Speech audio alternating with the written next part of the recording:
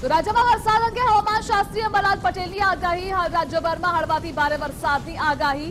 23મી જૂનથી રાજ્યમાં વરસાદનો બીજો રાઉન્ડ શરૂ થશે. 23 થી 26 બંગાળ ઉપસાગરની સિસ્ટમના કારણે ગુજરાતમાં વરસાદ પડશે.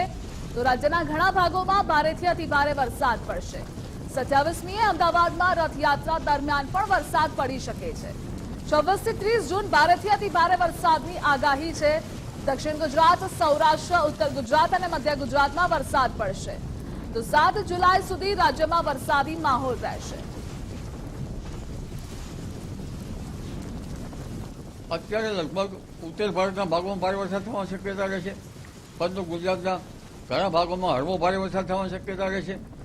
વધુમાં જોઈએ તો તારીખ 23 થી 26માં બંગાળ ઉપસાગરમાં એક સિસ્ટમ બની રહી છે, જેની અસર પણ છત્તીસગઢના ભાગોમાં થઈને છેક મધ્યપ્રદેશના ભાગો સુધી આવી શકશે. એટલે તારીખ ત્યારબાદ પણ બંગાળ ઉપસાગરની સિસ્ટમ છે.